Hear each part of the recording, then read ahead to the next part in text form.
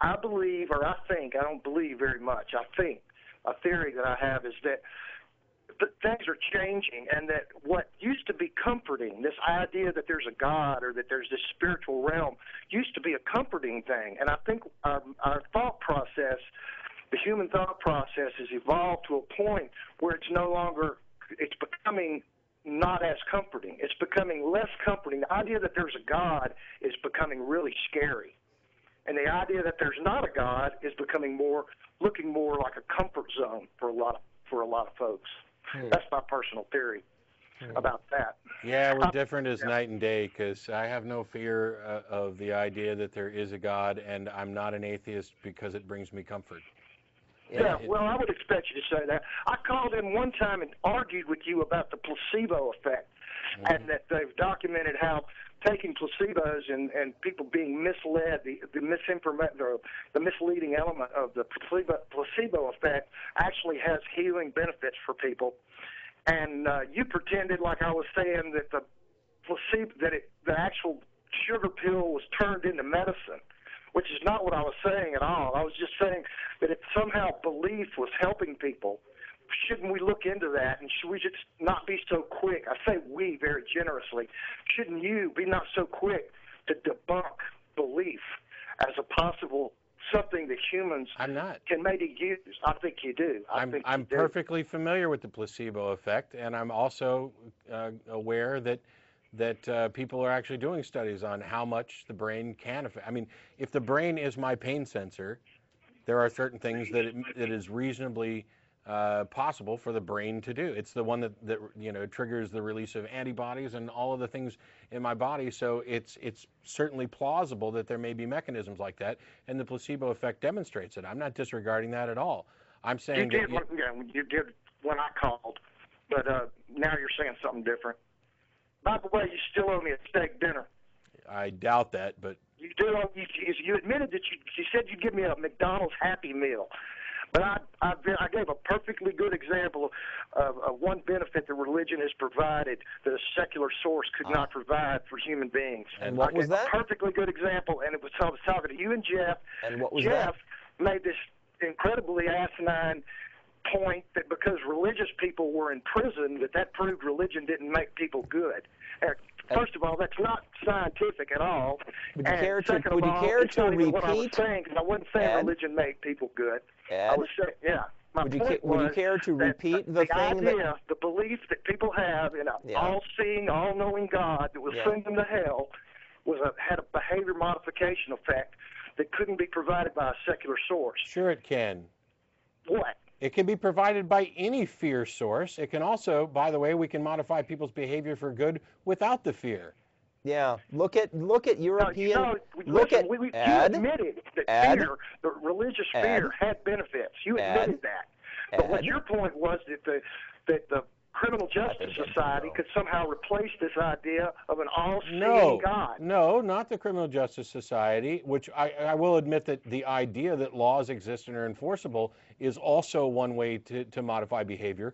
My challenge was to identify something that a religious thing could achieve by virtue of it being true that could not also be achieved by secular means. And for the second time, you've called in to say the same thing, which is demonstrably false, that religion is the only source for modifying behavior for positive. That's not true. That's not what I said. That's what you have to. Benefit. Ed, you said provide a private example of one benefit. One benefit. Let me finish what you said. One benefit that can only be provided by religions and not by secular sources. That is the challenge. That's something that can only be achieved by religion. I'm sorry I didn't phrase it as only by religion. Instead I said that religions can do that secular can't. But when you put that dichotomy together, you get that can only be produced by religion. You haven't met the challenge, and you haven't met it twice.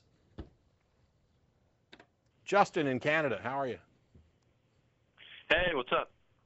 Nothing. What you doing? Just sitting at home watching TV. We're watching TV too. Nice. We're just seeing us though on the monitor. It's not that exciting. I'm just stating up front right now. I am completely religious. I'm full-out Christian. Uh-huh. And I believe this way. Uh-huh. because it was a vision that me and my whole family saw. It was at last year's Easter, and it was really weird. It creeps me out. We were all sitting in the same room, and we were just talking, celebrating Easter together, and we had a bright light glow in the doorway, and I swear to you, a man walked illuminated by a gold light and said, "Son, I just lost the game. You're a fat nigger. Fuck you, Dave." Nice. Well, that's a terrible way to end the show. Thanks, everybody, for participating. I completely forgot and lost track of time. We will not be here next week. We'll be here in 2 weeks in the new studio for an hour. Sorry. And our voters guide's got 60 responses so far. Keep contacting the people we sent it out to, and check the website for more information.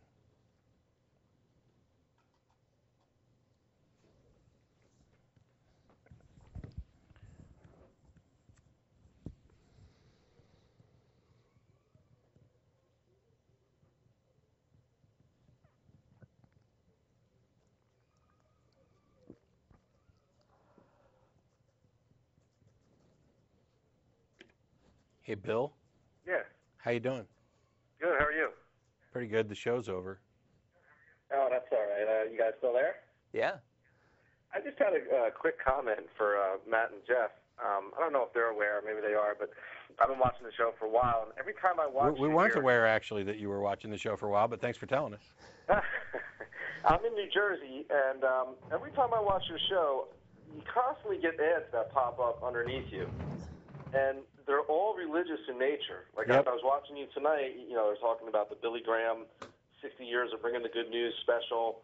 And then off, like, to the right of your screen, you have AOL putting up Never Prayed So Hard in My Life, a passenger on a jet that was going down.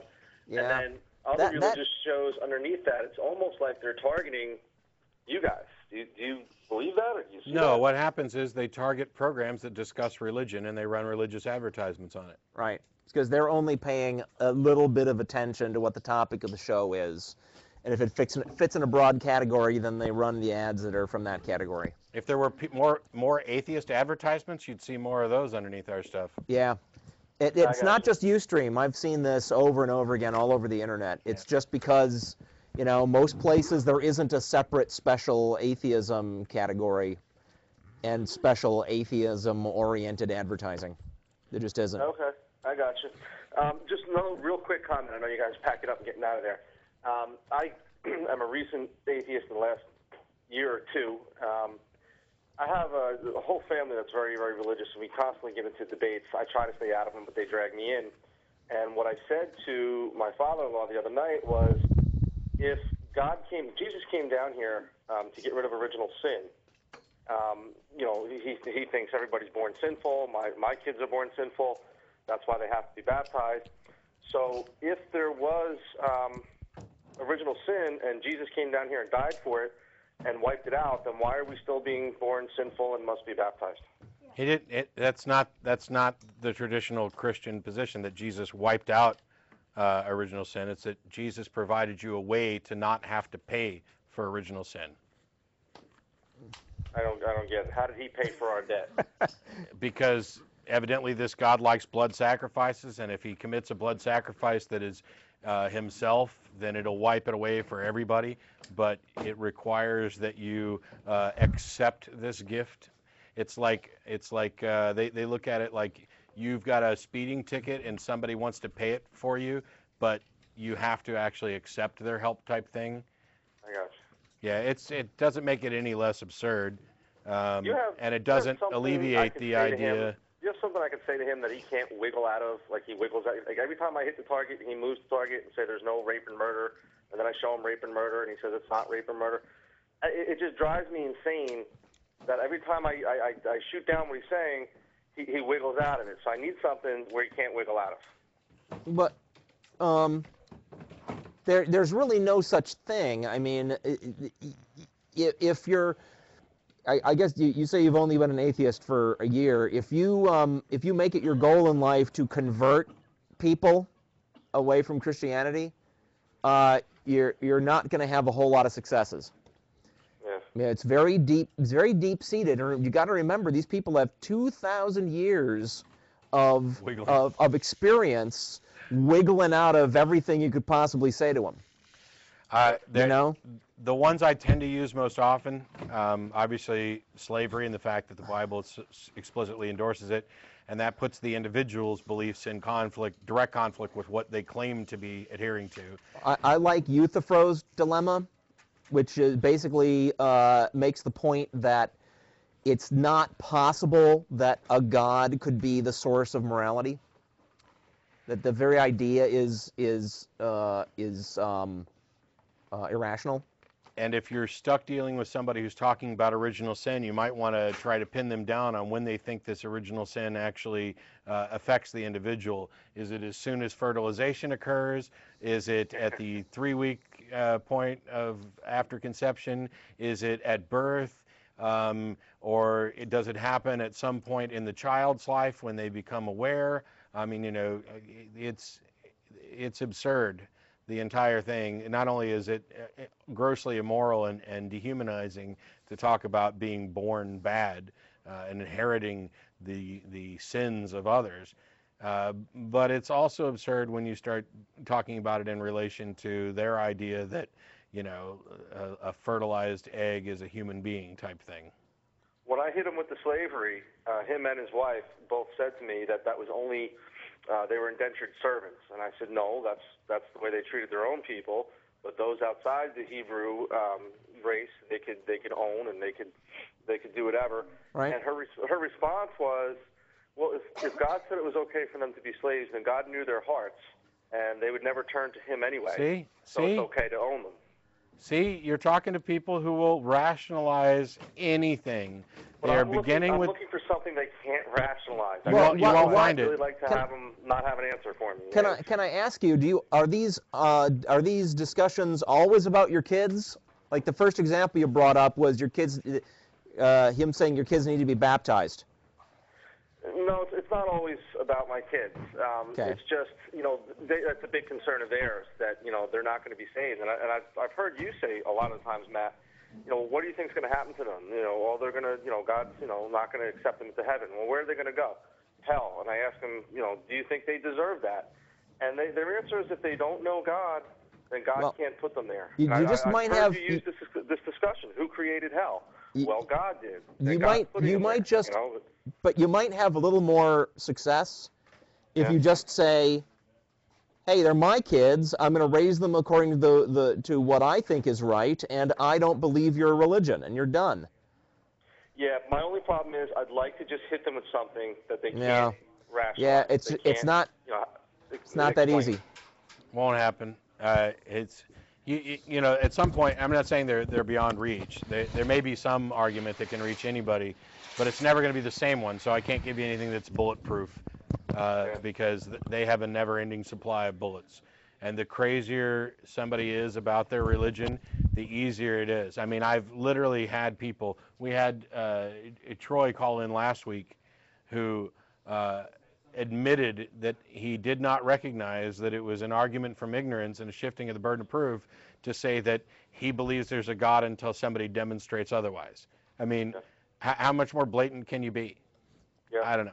We got to go, man. I appreciate it. Good luck there. Have a good dinner. Thanks.